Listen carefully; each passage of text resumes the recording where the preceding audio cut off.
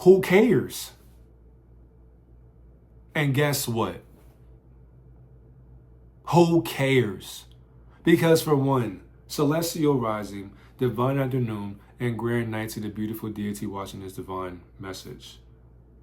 It's your divine reflection, divine messenger, and we are back with another message. And if you enjoy these messages, if you choose to do so, like the video, subscribe, comment if you do enjoy these teachings or these lessons or these projections are just free game of experiences that you and I have already experienced and lived through. So we're just observing what we gossip or talk about, not really inviting the spirit of gossip into our lives, but technically when we open our mouth, we are gossiping, but yet instills a commandment. Are we forgiven? The people that you experience life with this year, they're going to be offended by what you think about and what you say when it comes down to the thoughts you think about and how you portray the thoughts that are being said from your thought process. How can you get mad at me for saying my thoughts that I'm processing through my capacity that's expanded through the open mind perception of how I perceive life and my viewpoint, and you're offended by my viewpoint in life through open-minded perspective because you're not open-minded to seeing my view when it comes down to life that is meant to be lived through the experience of blissfulness.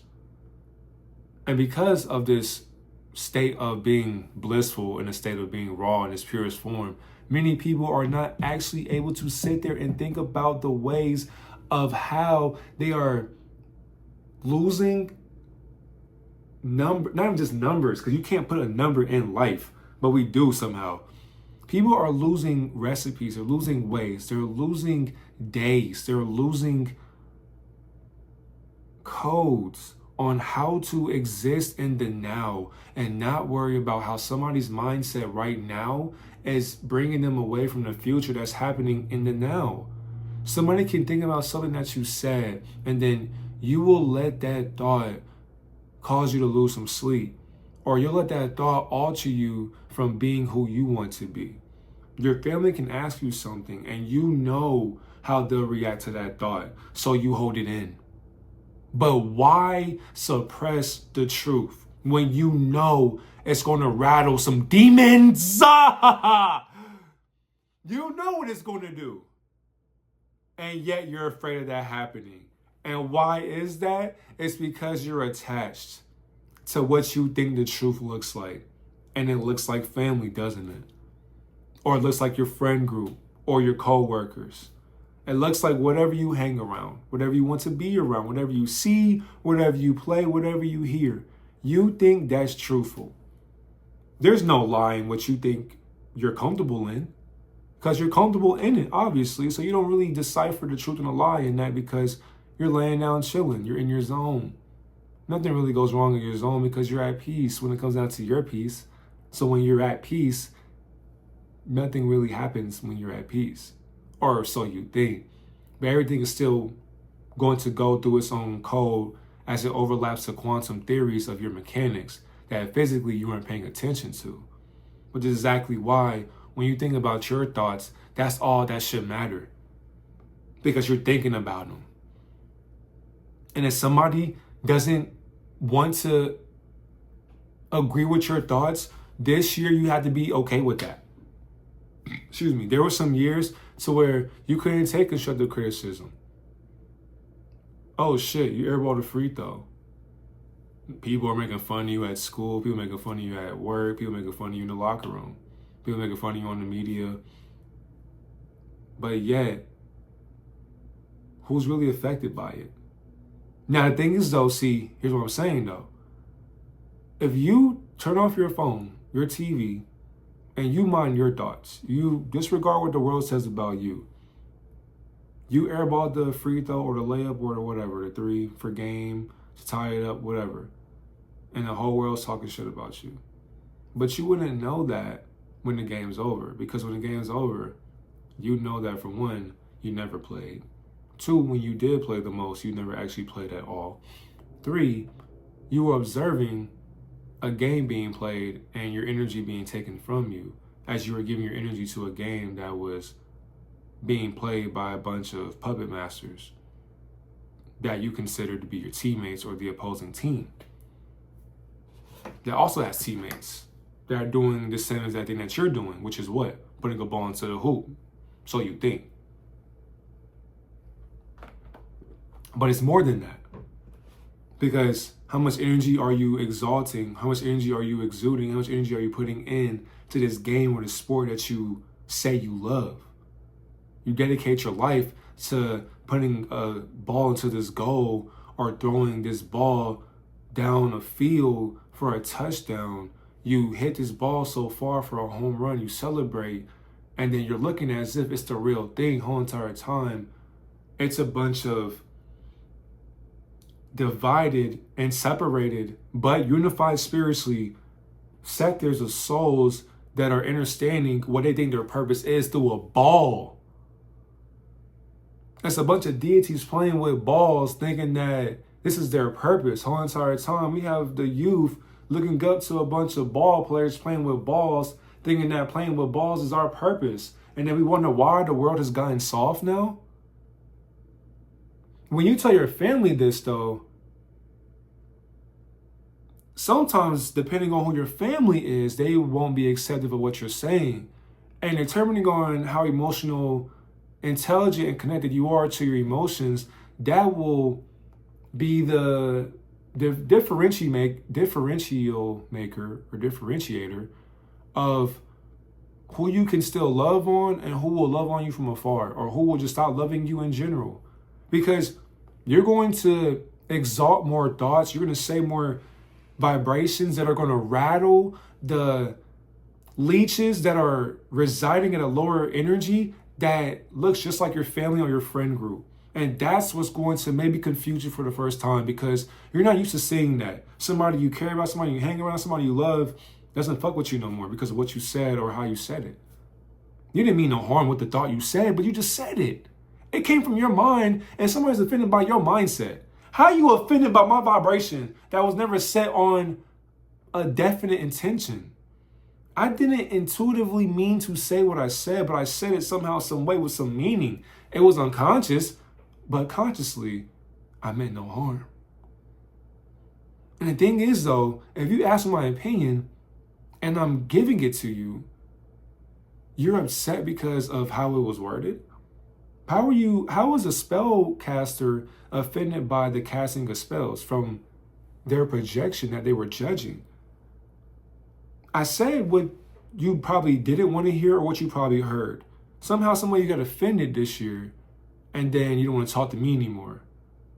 And then people will look at you as a villain because that relationship that you have with that person is no longer here. So it somehow, some way is your fault. You're the bad guy because it's always you doing something. You always pushing people away. You're just an introvert. You're this or you're that. People just throwing titles on you.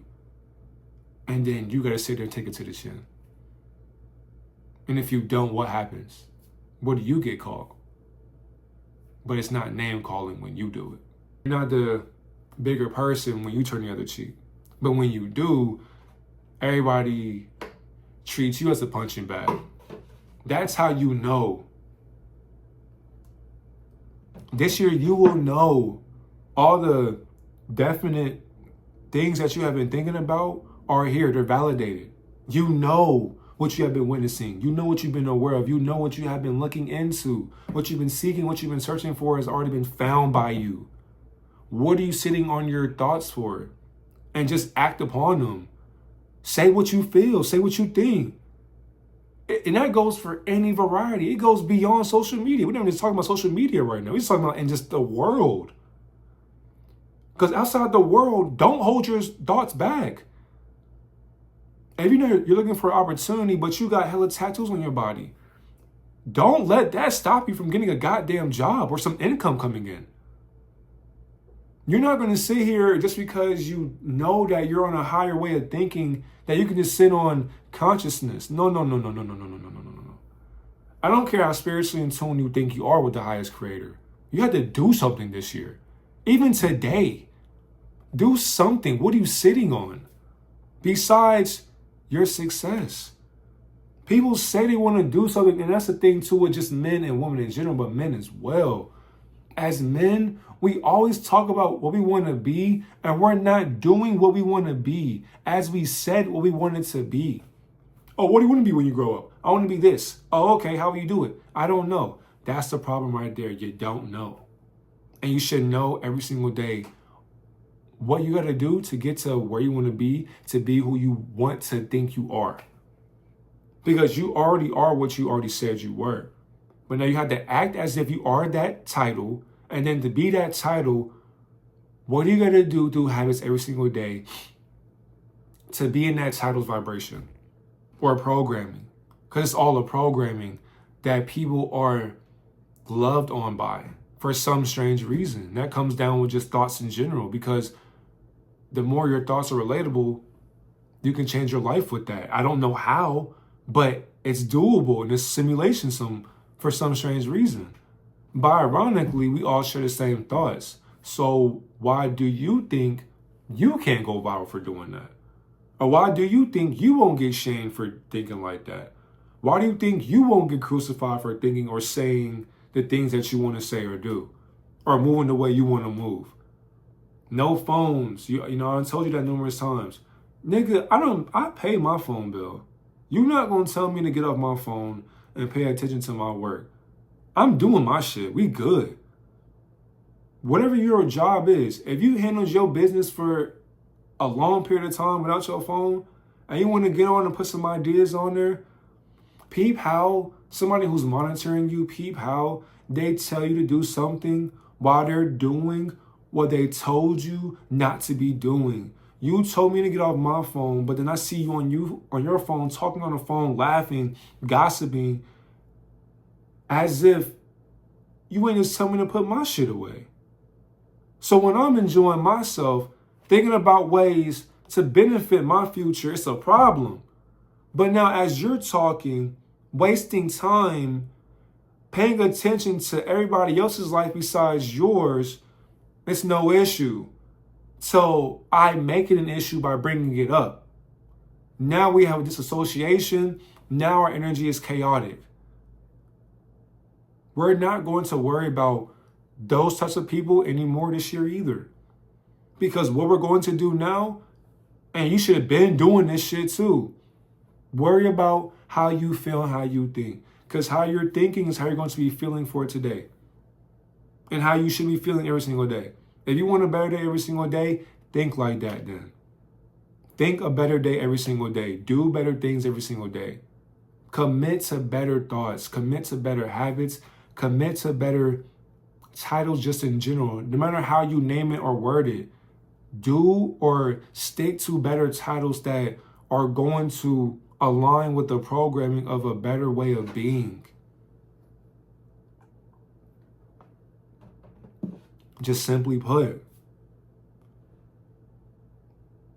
Have a great day, Divine Reflection.